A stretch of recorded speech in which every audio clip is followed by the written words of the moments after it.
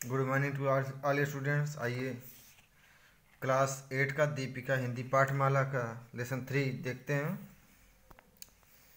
आप जानते हैं कि हमारे देश की कितनी महिमा है। उपनिषदों में कहा गया है कि सत्य की जीत होती है, झूठ की नहीं। जिन लोगों ने सत्य के लिए कष्ट उठाया है उनकी पूजा हम आज भी करते हैं। राजा हरिश्चंद्र की कथा किसे नहीं मालूम, उन्होंने सत्य के लिए अपना राज्य भी दे दिया। कहा भी गया है कि सत्य के बराबर तप नहीं और झूठ के बराबर कोई दूसरा पाप नहीं है। बचपन से ही हमें हमें सिखाया जाता है कि हमें सच बोलना चाहिए, लेकिन केवल सच बोलने से ही आदर्श का पालन नहीं होता। हमें सच की खोज करनी चाहिए और चाहे वह अप्रिय क्यों न हो उसे स्वीकार करना चाहिए। अगर हम विचार करें तो हमें मालूम होगा कि संसार की उन्नति सत्य के सहारे ही हुई है। पहले आदमी प्रकृति की शक्तियों को ठीक ठीक समझते न थे। वे नाना रूप से उनको देखते थे। उनका विचार था कि इनके भूत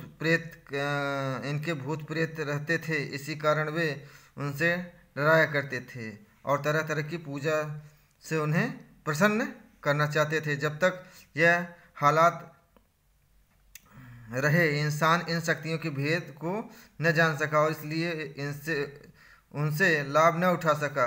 और जब कुछ लोगों ने इस भेद को जाना और सत्य की घोषणा की तब इनका इलाज समाज ने विरोध तब इनका समाज ने विरोध किया और किसी न किसी की हत्या की।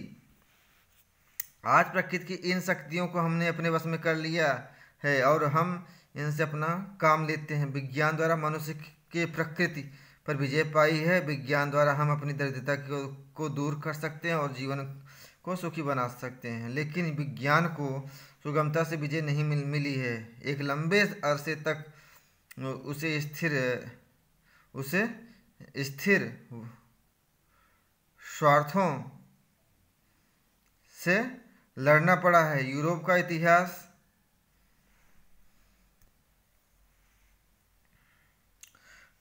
का इतिहास इसकी सत्यता को सिद्ध करता है। प्रचलित विश्वास का जिसने विरोध किया वही सताया गया, किसी को आग में जला दिया गया, किसी को सूली पर चढ़ा दिया गया। इतिहास में कई ऐसे क्षण भी आए जब सत्य को दबा दिया गया, कुचल दिया गया और इसका नतीजा केवल यही हुआ कि सदियों के लिए मनुष्य की तरक्की रुक गई। बार बार इतिहास ने यही बताया है कि जब जब सत्य का स्थिर स्वार्थ में से विरोध हुआ है तब तब अधिकारियों ने उसका विरोध किया है। जिनके हाथ में शक्ति है वह ऐसी कोई बात नहीं होने देना चाहते जिससे उन्हें आघात पहुंचे। सत्य की बार बार हार हुई है और जब जब ऐसा हुआ है तब तब संसार में अंधकार का युग आया है और तरक्की में रुकावट हुई, लेकिन अंत में सत्य की विजय हुई है। विज्ञान के विकास का इतिहास ऐसी मिसालों से भरा पड़ा है। शुरू में वैज्ञानिक प्रकृति के भेदों को जानने में लगे थे। इनमें भी अनेक बाधाएं पड़ी और कितने शहीद हुए। धीरे धीरे विज्ञान समाज के इतिहास का अध्ययन करने लगा और समाज और धर्म की उन्नति कैसे हुई इस पर उसने प्रकाश डालना शुरू किया। उसने हमारे जमे हुए विश्वासों को हिला दिया और विश्वास के स्थान पर संदेह पैदा किया। उसकी रोशनी में हमारी पुरानी धारणाएं नष्ट होने लगी। इससे हमारे दिलों में डर पैदा होने लगा और सत्य को अपनाने का हमसे साहस न हुआ। विज्ञान धीरे धीरे जायदाद के संबंधों की छानबीन की और हमें समाज के वर्तमान भेदभाव, ऊंच नीच, गरीबी और बेकारी के कारणों को बताया। विज्ञान आज घोषित करता है कि यदि हमें अवसर दिया जाए तो हम समाज की समस्याओं को हल कर सकते हैं, लेकिन सबसे बड़ी कठिनाई यह है कि जिनके पास संपत्ति और अधिकार हैं वे अपने स्वार्थ का परित्याग नहीं करना चाहते। जब तक ये रुकावटें दूर नहीं होती विज्ञान अपना काम सफलता से नहीं कर सकता। हम एक मिसाल यहाँ देंगे। यह सब जानते हैं कि कल कारखानों के उद्योग व्यवसाय की तरक्की विज्ञान की मदद से हुई है। आज अमेरिका की अथाह दौलत विज्ञान की बदौलत है। लेकिन अब अवस्था ऐसी आ गई है कि विज्ञान से वह मदद नहीं ली जाती जो पहले ली गई थी। सन 1929 में संसार में मंदी हुई थी, हमारे देश पर भी उसका बुरा प्रभाव पड़ा था। गल्ला हुआ सस्ता हो गया, गल्ला बहुत सस्ता हो गया था और दूसरी चीज़ें भी काफ़ी सस्ती। कारण यह था कि बाज चीज़ों की पैदावार आवश्यकता से ज़्यादा कहीं हो गई थी। कीमतों के गिर जाने से उद्योगपतियों को बड़ा घाटा हो रहा था। कभी कभी लागत के दाम भी नहीं आते थे। अमेरिका में खेत जला दिए गए थे जिससे कीमतें बढ़ें। विज्ञान ने कीमत को सस्ता करने के लिए जो नए उपाय निकाले उनसे इसीलिए काम नहीं लिया गया था कि इसी से मुनाफा कम हो जाएगा। आज हम देखते हैं कि हमारे यहाँ चोर बाजारी है। थोड़े से लोग माल हाथ में रोक कर दामों को कितना बढ़ा देते हैं। अगर इनमें सत्यता हो तो ये समाज का अपकार न करें, लेकिन स्वार्थ इनको अनीति की ओर ले जाता है। नतीजा यही है कि सत्य सचमुच एक तप है। जो सत्य के आदर्श को मानता है वह सदा सत्य की खोज करता रहेगा, और चाहे वह कितना कड़वा क्यों न हो, चाहे उसके पुराने विचारों और विश्वासों को उससे कितनी ही चोट क्यों न पहुंचे, वह साहस के साथ और स्थिर स्वार्थों की परवाह न करके सत्य को ही ग्रहण करेगा।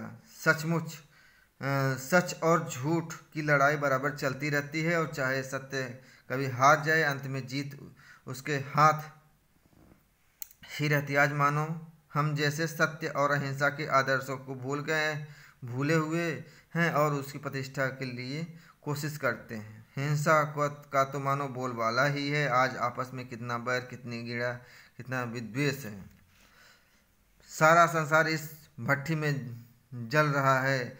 राष्ट्रों के गुट बन रहे हैं, सभ्यता को बर्बाद करने वाले अस्त्र तैयार हो रहे हैं, लेकिन इस निराशा में भी आशा की एक क्षीण रेखा है। गीता में कहा गया है कि थोड़ा भी धर्म बहुत बड़े भय में से हमें बचाता है। थोड़े से लोग ही सत्य के लिए आत्म बलिदान करते हैं, और जब तक यह है हमें निराश होने का कोई कारण नहीं है। मनुष्य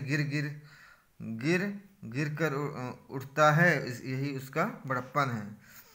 ईसा और गांधी ऐसे लोग उंगली पर गिने जाने लायक हैं, लेकिन इनको सत्य और प्रेम के बल से संसार में एक नया युग ही उपस्थित कर दिया है। ईसा को सूली पर चढ़ना पड़ा, गांधी को गोली खानी पड़ी, किंतु इस बलिदान ने संसार को हिला दिया। रोम का साम्राज्य न रहा, लेकिन ईसाई धर्म आज भी जीवित है। ईसाई धर्म ने बर्बर जात के लोगों को भी पालतू बनाया और उन्हें दया धर्म की शिक्षा दी। ईसा को सूली पर चढ़ाकर उनके दुश्मनों ने सोचा था कि ईसा का संदेश जगत से उड़ जाएगा, पर सत्य अत्याचार से और प्रचारित होता है। ईसा को शहीद हुए लगभग 2000 वर्ष हो गए, लेकिन आज भी ईसा का पैगाम हमारे दिलों पर असर करता है, और उनके मानने वालों की संख्या में कमी नहीं होती। गांधी जी ने जिंदगी भर सत्य के प्रयोग किए। उन्हें सत्य का बड़ा आग्रह था, इसी से उनका बड़ा प्रभाव था। उनकी वाणी और आचरण में कोई अंतर न था। जो कहते थे वह करते थे। सत्य के मानने से कभी घबराते न थे, इसलिए लाखों नर नारी उनके पीछे चलते थे। उनके पास कोई दूसरी शक्ति न थी। सत्य की शक्ति ने ही ब्रिटिश राज को हिला दिया था, और अंत में उसे भारत छोड़कर जाना पड़ा। गांधी जी आज जिंदा हैं। वे पुकार कर कहते हैं कि सत्य आज भी जिंदा हैं। गांधी जी आज भी जिंदा हैं। वे पुकार कर कहते हैं कि सत्य और अहिंसा के आदर्श पर चलो, आपस में प्रेम करो। सत्य कितना ही अप्रिय क्यों न हो, उसे ग्रहण करो। उनके भाषण का असर जादू सा होता था। वे कोई बड़े वक्ता न थे, लेकिन उनके सत्य की व्याख्या व्यापक थी। वे केवल अहिंसा का ही उपदेश नहीं देते थे, किंतु हिंसा के कारणों का पर भी विचार करते थे और उन्हें दूर करने की कोशिश करते थे। आज संसार को उनकी शिक्षा की कितनी ज़रूरत है। जब तक हम सत्य की महिमा को नहीं समझेंगे और तरह तरह के कष्ट उठाकर भी उस रास्ते पर न चलेंगे, तब तक हमारा कल्याण नहीं होगा। निर्भय होकर सत्य की प्रतिष्ठा कीजिए, आपस में समानता और प्रेम का व्यवहार कीजिए और सांप्रदायिकता से ऊपर उठिए। यही गांधी जी का उपदेश है, यही अमिट सत्य है। इस सत्य की पूजा ही गांधी जी की सच्ची पूजा है। सत्य की अमोघ शक्ति से अनुप्राणित होकर अपने देश और संसार के लिए आगे बढ़िए। और इस पाठ के लेखक आचार्य नरेंद्र देव हैं। तो बच्चों, आज का क्लास यहीं पर समाप्त होता है। अगले क्लास में मिलते हैं, तब तक नमस्कार।